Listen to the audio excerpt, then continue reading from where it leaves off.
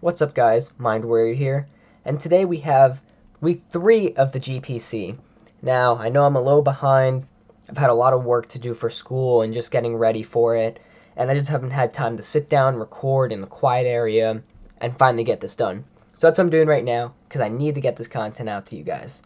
So, today our battle's against David, and he's a very good battler from another veteran from last season. That seems to be the common theme of the first couple weeks for us. And his team consists of Mega Charizard X, Skarmory, Lucario, Tornadus T, Donphan, Espeon, Aromatisse, Nidoking, Skuntank, Rotom Fan, and Levani. Now, that's a pretty threatening team. He can set up sticky webs with Levani. He has a Scarfer and Rotom and Nidoking. Aromatisse is just a fairy, which is pretty bulky at some points, and Tornadus T, which can be very unpredictable, and of course Mega Charizard X, one of the best Megas in the format. So, my plan was to actually come up with a Trick Room team. Now, I'm not the most experienced with Trick Room, but I felt like I could really throw him off with it, and maybe get the upper hand with a lot of these maybe more faster Mons that really want to sweep my team. And of course, I still have some speed on it just in case I can't set up, and I can still do some damage to his team. So, we first got Thundurus, holding the Life Orb, max speed, max special attack, kind of the normal set, timid nature. Having Nasty Plot just in case I want to set up and maybe sweep his team, because nothing on his team except for Donphan really wants to take a Thunderbolt. Hidden Power Ice for stuff like the Donphan and the Nidoking, so that's very helpful. And then Thunder Wave just to slow his really high offensive Mons down. So then we got Sceptile. Again, max special attack, max speed, timid, and I had Hidden Power Electric on it just in case Thundurus couldn't come through. Of course, Focus Blast for the Lucario to do some damage to the Mega Charizard, and just to do some damage all around to some of his Mons. Maybe not the most effective move, but it could help. Leaf Storm for the Donphan, and just some of his other Mons, and Nidoking, if it isn't Scarfed. And then, of course, Dragon Pulse just to round it out, just to handle the Mega Charizard. Then we have Hariyama, holding the Flame Orbs to get that Guts boost, having Knockoff, Close Combat, Bull Punch for the priority, and especially for that Aromatisse, and Earthquake for the Mega Charizard if I can set up a Trick Room or tank a hit. And of course, Max Attack, Adamant with full investment HP, since it's not the bulkiest, but with that high, ridiculous 144 HP, it can live a lot of hits.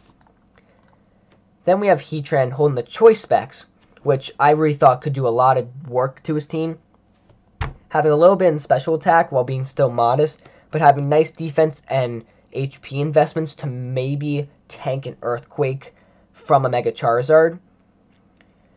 And having Lava Plume for a lot of his Mons and for also the burn. Flash Cannon, especially for that Aromatisse, because this is my big Aromatisse check.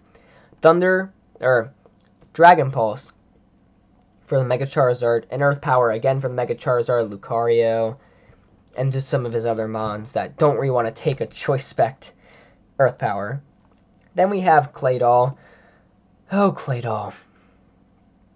Rockin' the Stealth Rocks. He's my rocker this week.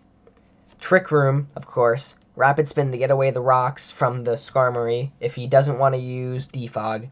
And Earthquake just to have a damaging move on it. And of course, max special defense. He's going to be my defensive wall. My special defensive wall, and max HP with a little bit of attack just to do some damage. And finally, Cofagrigus. My physical wall, max special attack, max defense, max HP with a little bit in special attack. Just so Shadow Ball does a little bit of damage. And of course, holding the leftovers with Haze, Trick Room, again, Haze especially for the Mega Charizard if he wants to set up, or the Lucario with Sword Stance. And Toxic just to maybe wear down the Charizard and especially the Aromatisse. So, that's the team this week. I'm hoping it can put in some work against David. He's a very good battler. So, I will see you guys after the battle's done. Alright guys, back after the battle. And I'm just going to get right into it. I'm not going to say anything. Just going to break down how the match went and some of the place that might have not gone the way I wanted them to. So, of course, he leads off with the Tornadus, and I lead off with the Claydol. Now, the reason behind this is just to get up the Stealth Rocks and set up the Trick Room as fast as possible. That's my main objective, just to set up the Trick Room as fast as possible so I can maybe, just maybe, wear his team down. So it goes for the Grass Knot. Does a lot less damage because of the max, but still does a decent amount. And I set up the Trick Room.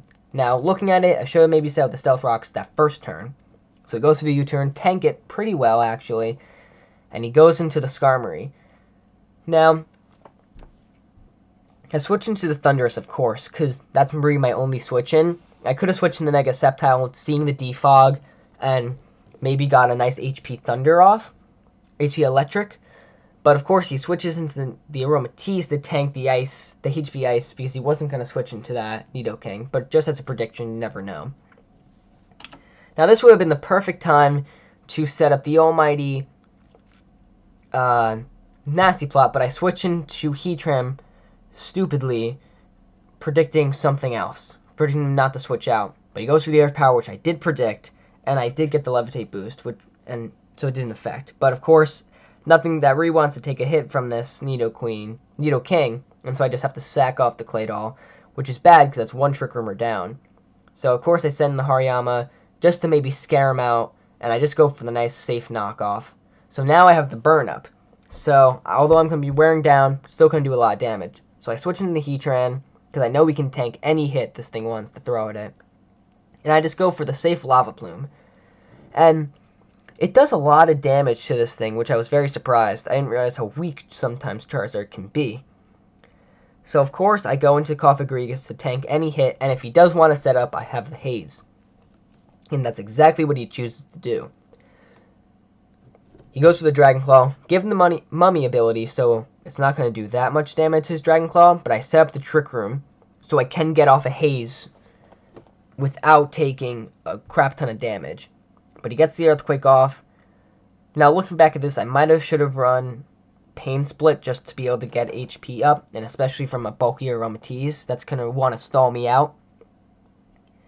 So there's really nothing I want to do, so I kind of have to switch into the Heatran as my wall for it, but I realize the Aromatisse does carry Aromatherapy, which doesn't really help that much. And of course he goes for Protect to stall at that last turn, but I go for the Earth Power predicting that Mega Charizard to come in. So I'm kind of scared at this point, so I switch into the Thundurus. Now seeing this wish, I go for the Nasty Plot. Now looking back at this, I should have predicted he wasn't going to stay in to take an HP Ice. So I should have just gone for the Thunderbolt, but it was just too risky. Now he switches into Lucario. Now seeing how much damage that Hidden Power Ice did, Thunderbolt would have taken it out and I would have been at full HP. Or been at 91 because of the Life Orb. Or 81, I mean. But he goes for the Extreme Speed, not thinking. I go for the Thunderbolt, I take more Life Orb damage. So I'm at 22%. And of course, I forget what all Nidokings like to run, and I even run it on myself when I run Nidoqueen. You run the Sucker Punch, and that stopped my sweep. Now, besides Mega Sceptile, this is my only check to Skarmory. And is a big check to Tornadus and to Nidoking. So this was a really bad moment and a really scary moment. Because he did reveal to be Life Orbed, not Scarfed. So I have to switch into the Hariyama because I can get a load of damage off. So I just go for the safe Earthquake, but he switches out into the Skarmory. Now, I'm kind of backed into a corner here. This is when I should have gone for another Earthquake, but I didn't really think. But of course, he has the he goes into the Charizard X and does kill me with an Earthquake. I personally should have calculated that out. Maybe not running Modest on the Heatran, maybe running a little bit more investment in defense, so I could live an Earthquake and then power off an almighty Earth Power to knock this thing out. Because now, I just lost my game winning condition to beat Aromatisse. And not only that, I lost my check for the other check for the Skarmory, the check for the Charizard X, and it's just not looking good at this point. Now I have to switch in Mega Sceptile because he's the only way I win this game. But the fun part is, nothing's going to hurt an Aromatisse that's especially bulky. So now, the Moonblast hits. There's nothing I can do. I'm kind of backed into a corner at this point. So I'm just going to speed it up, because you can guess what happens next. Bull Punch does nothing. He's going to... I have to switch out and just play switch games with him.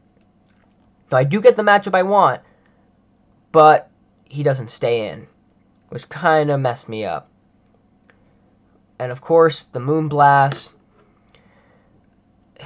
it's just going to take both Hariyama out and kind of destroy the Sceptile. Leaf Storm doesn't do enough, and anyway, if it did, I couldn't come back. I do live, but he just uses Protect just to stall me out, pretty much, just to make sure he can live a hit from a Leaf Storm, just barring a crit, and Moonblast takes me out. I'm disappointed. I'll be the first one to admit that. I'm disappointed in my play, and David did tell me after that when he was scouting and doing a mock match with one of his friend built a Trick Room team, of course. So he was 100% prepared for the team that I brought. And it's upsetting. Now that brings our record to 0-3 with a differential of -9. Our first two matches against very good players.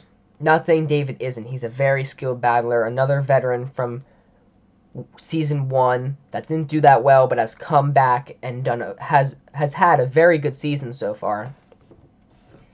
And I just underestimated. I'll admit that. And this wasn't my best match. I've had the match against Nacho and the match against Pierre were much closer games. Of course, being 2-0s. But, of course, we're still 0-3. Now, this doesn't mean we're out of the playoffs. But it does put a big damper on it. Because with Pierre and Nacho leading the charge, and having David and Omega being higher than us, we're at the bottom of the ranking, pretty much. And it's not good. It's not looking good for the New Jersey Jumpluffs this season. But hey, I expected a hard season. I wasn't expecting a lot. I expected maybe playoffs with the good draft that we had and seeing our schedule, but it's different. It's a hard adapting to this format. But I know we can close out the season. We can still finish 500, at least 500. Have a nice even record to end the season. So I'm hoping going into our next game against Omega, we're going to win this game and we're going to take it home for our New Jersey Jumpluffs. Because not just my team, it's our team, being the people who watch this and who support the team. So I thank you for suffering through this disgusting loss personally. David's information will be down in the description, of course, as all the battlers are. He's a great player. I believe he's gonna make it far this season. I have faith in him. And it was a great battle nonetheless, although it was a 5-0 and our worst loss yet. He's a very good battler, and so it's hard though. It's just still hard. But I thank you guys for coming out, watching the video. Leave a like, comment saying how much I suck, but that's okay. And if you want to see more of this content and see us maybe, just maybe, push ourselves into the playoffs and make a comeback, hit that subscribe button to watch more of this. But I'll see you guys next time in Week 4 against Omega. Peace out, guys.